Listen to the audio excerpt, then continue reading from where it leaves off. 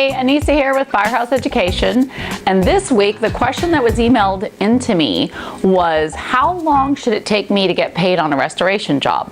So we have a few different types of restoration jobs, right? We have contents, mitigation, and then we have reconstruction. So on a content restoration job, it takes me about 7 to 10 days after the completion of a job and my invoice is sent in to get paid. On a mitigation job, it usually takes 4 to 8 days to get paid. When it comes to a reconstruction job, it depends on the size of the reconstruction job, but at most it usually takes about 14 days to get paid. If it's taking you longer than that to get paid, you need to look at the process that you have in place in your company. Send in your invoice to your adjuster, the information that you're sending in to them, and we also have a cat loss restoration job that you might be dealing with. Now on a cat loss, that can vary in your time frame of getting paid. Our jobs get paid in as little as 24 hours and sometimes can take up to a week, and that depends on your circumstance. So how do we get paid so quickly on jobs? Well, there's a process in place that we have. You need to look at what process you have in place in your restoration company. What we do is we have a protocol set up for how our billing is done, when our billing is sent into your adjuster, and what items are sent in with that billing to make sure that your adjuster has everything that he or she needs to just go ahead and process your claim and get you out a check. So when we send in our scope of repairs, we have a process that we've set into place to be able to make sure that that claim is going to go through very quickly and smoothly through the adjuster's process so that we get paid quickly. And part of that process is making sure that you're sending in the proper documentation, that we send in a worker payment authorization form. We also send in photographs to make sure that the adjuster understands the scope of the job, because remember, depending on the type of loss that you're on, they may not have been out to this job at all. The other thing that we do is we follow up with a phone call after we've sent this scope of repairs in to the adjuster.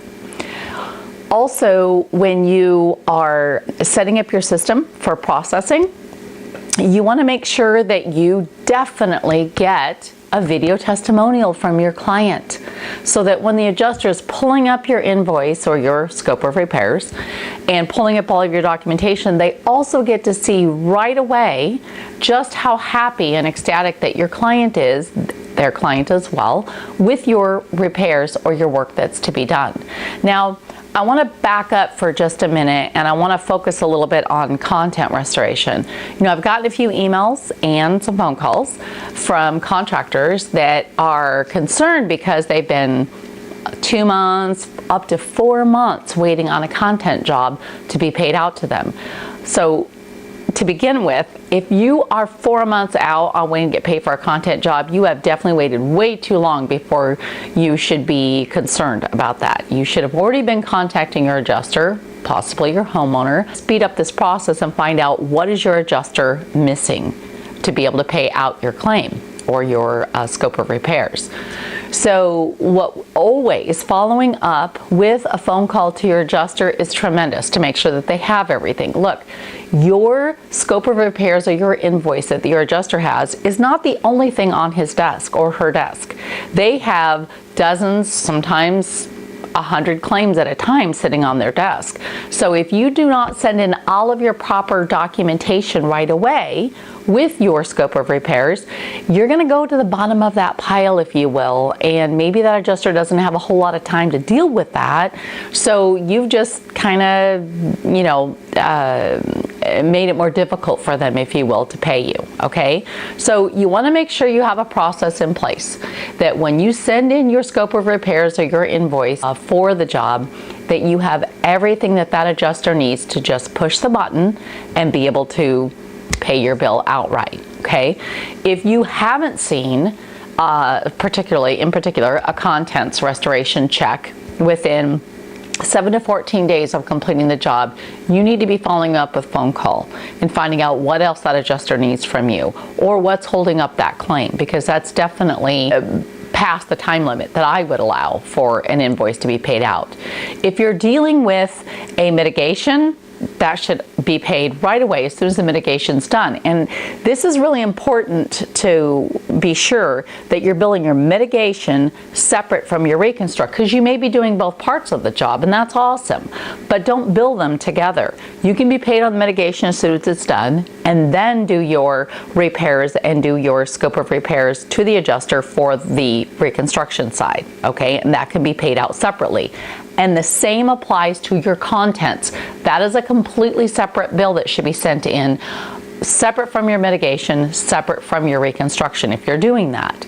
So when you're dealing with a construction job also, I want to talk about large loss versus small. So if you're dealing with a $10, $15, maybe even $20,000 reconstruction job, you're going to send that invoice or scope of repairs in all at once and going to get paid in a single payment. However, if you have a large loss, like say your loss is $200,000, maybe even $250,000 that you're doing, you can actually get paid in increments. Okay, it's very common for us to be paid even up front when we first start on a reconstruction job that is a large loss. Let's say we're dealing with $250,000. Not uncommon for us to get, say, a $100,000 draw on the job at the very beginning. And then as we proceed through that job, we get paid in increments. So maybe when we're halfway through the job, we get another chunk of the scope of repairs, and then once we've completed the job, we get a final payout. So that's something to also think about. And when you're dealing with the reconstruction, you're also potentially going to be dealing with a depreciation check that's going to be held back till the end, all right? Now, when you're dealing with contents or you're dealing with a mitigation, you're not going to be dealing with a depreciation check or a holdback in that realm, okay? I hope you found value in the video, and if you did, please be sure and show me some love on YouTube and give me a thumbs up. I would love to hear feedback from you. So in the comments below, let me know how long it takes you to normally get paid on your restoration work, whether it's a mitigation, a contents loss, or a reconstruction scope. I'd like to hear from you what steps you've maybe put into place that you found to be successful to get your claims paid fast and in full. All right, well, I will see you on that note on next week's Ask Anissa video column.